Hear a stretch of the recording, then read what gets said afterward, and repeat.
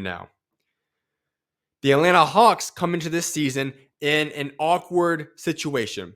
They were all in to a certain extent on building a team to win a championship when they acquired DeJounte Murray to pair alongside Trae Young in an attempt to form what could have been one of the better dynamic duos in the NBA. As we have seen in hindsight, we now know that did not work out at all, and it was not a successful story. So this Atlanta Hawks are now in a position where they're having to readdress, and what I want to call this year is a retooling year. Not necessarily where the Atlanta Hawks fans probably wanted to be after the great playoff run they had just a few years ago, but they're in a great spot still. You have a franchise player in Trae Young, a guy that has faced a lot of scrutiny and has been overall talked down upon by a lot of people, but it's something that I still am very, very high on. He's a guy that has had playoff success. He does not shy away from big moments. He's a guy that's double-double machine. He can score from pretty much anywhere on the court. He's an elite facilitator. Trae Young is the guy you need to keep there. He's the corner in the face of this team, and they're going to be successful as long as Trae Young is at the helm of it. What needs to happen now is how do you build around Trae Young? The DeJounte Murray and Trae Young thing did not work because two guys with the ball in the hands just didn't happen to work out very well. So you take Trae Young now and say, okay, well, what fits alongside him? And here's what I've got for you guys. This is a very similar situation to as I've talked about a couple of teams. Lots of stuff will be having to be worked out in training camp. But when I look at the Atlanta Hawks, like I said, this is a year of retooling, of finding the core alongside Trae Young. And so when I think of it through that mindset, I say, okay, the veteran guys, they can take a backup role this season. I want to see the young guys that need more opportunity and expanded roles this season. Therefore, some of the guys I'm about ready to say that I think should start this season might not be who you would say is the best players on the team right now. So let me say this right now. This is my starting five I've projected. Trae Young needs to lock, obviously, the starting point guard for the Atlanta Hawks. Bogdanovich, I do think he fits perfectly alongside Trae Young. A-okay there.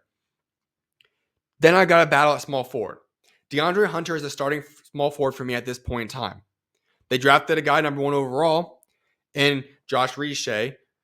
That's going to be a guy that we're going to have to see.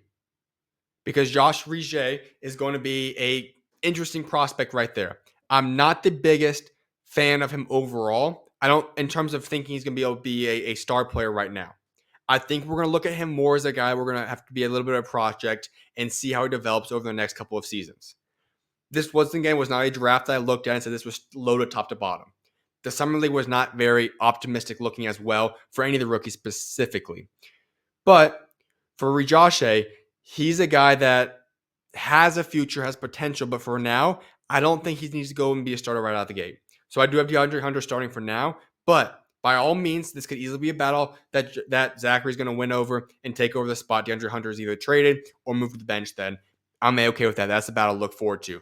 Jalen Johnson is a starting power forward. Obviously, I think that's pretty much locked in there. Here's really the interesting one here. At center, I have Big O needs to be starting. Onyeka should be the starting center going forward. Clint Capella has been good. He's brought a lot to this team. He's been a successful starting player in the NBA for quite a while now. It's time for him to take a bench role, be traded. Lots of teams are center needy right now. Specifically, I think of the New Orleans Pelicans. They need a center. The Orlando Magic could use a center upgrade. You could ship out Capella. Would not be against that at all. Big O is a young player. He's a guy that I think has a lot more ability than he's been able to just show so far because he's been kind of hampered by having Capella than having to do a split role opportunity here. So if I'm the Hawks, I'm going Trae Young, Bogdanovich, a battle between DeAndre Hunter and Zachary to see who ultimately becomes the starter there. Then I have Jalen Johnson and Onyeka coming off as the starting center for them. You then go down to the bench. And obviously the backup center would be Clint Capella. That's easily said there. And then the third string is Cody Zeller. That's what I've got at the center rotation. Backing up Jalen Johnson, Larry Nance, and then Muhammad Gay. Both of those guys are solid in those places right there. Larry Nance is a great backup, one of the best backup power forward centers right there in the NBA. Love what he brings to the table. And Gay is going to be a guy we're going to have to look at and see, okay, how does he progress over the season? What was his development track record from last season? He's a guy that has some potential. We'll see how he fills into the rotation. We already just discussed how the small four is going to break down. And then at third string, you have David Roddy, who was acquired in the trade from the Phoenix Suns. He was a part of the Memphis Grizzlies, had a good couple-year run there, and then didn't find his role in Phoenix. Now is being shipped out to Atlanta. Could get minutes here. Not against it. If this turns into a season where the Atlanta Hawks identify their core and then kind of ship out the veteran guys like Clint Capella and others, you could see David Roddy get more minutes and solidify himself a part of this core group. I do like what David Roddy brings to the table as well. a good overall, just a hard-nosed player. He's a guy that's going to be able to be a physical player. And if in the right situation, he can be an effective player in the NBA. Then I have at the backup spot for a shooting guard, Kobe Buffkin. I think that he could also be a guy that takes a big jump this season. I could see him possibly be a starter in the future. Wouldn't be against that at all, but I really do see him actually being a very high-level six-man in the NBA one day, possibly even a starter, like I alluded to. But I think we're going to see that those signs of progression this season. And then you have Garrison Matthews hanging out in the third-string group right there. Here's where it really gets interesting for a piece that I'm very intrigued in. In the DeJounte Murray trade, they were able to acquire Dyson Daniels. That was a move right there that I think that was kind of slipped underneath the rug. A lot of people, because he was not originally in the first alerts when it all came out that DeJounte Murray was traded to the New Orleans Pelicans. He wasn't originally in that trade alert by Shams or Woj, whoever broke that news. But then it was thrown in there later on that came out that he was a part of that deal. I really like Dyson Daniels. Dyson Daniels is the guy that I think has a lot of potential, but was in a situation where he had lots of other guys in front of him in New Orleans. And so it was tough for him to actually get that opportunity to grow. Now, being in Atlanta, obviously, is going to be a situation where, hey, how is he going to fit in? Trae Young's a starting point guard already. Not overall the best situation. But here's where I look at it from this component. Yes, he's not going to probably be able to start right out the gate. But does he get the opportunity to emerge as a six-man for this team and run the entire second unit to show flashes of what he's capable of being in, and then we see him take the next jump as he becomes a starter in Atlanta in the future, possibly. And also the other thing is what if Trae Young gets traded this season or in the offseason? Does Dyson Daniels show enough where he could be a franchise point guard now? Because Trae Young is by no means locked in. I think the Atlanta Hawks should continue to build around him, but that's not a guarantee. So does Dyson Daniels become that type of guy?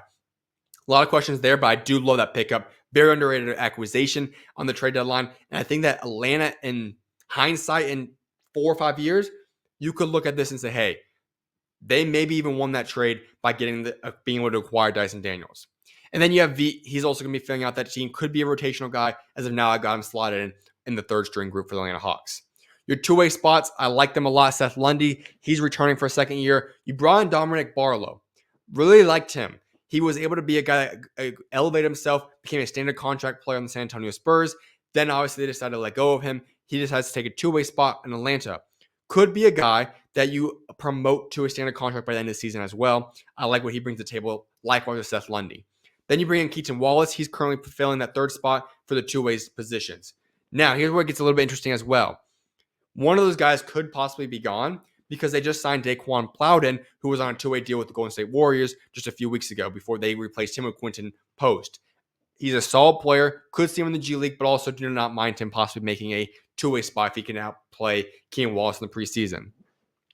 So what do I look at for this team? The biggest thing for them this year is that no, they're not contenders. Probably a playoff team, especially because of how weak the East is. But the biggest emphasis this year must be retooling and building around Trae Young and establishing the core group around Trae Young.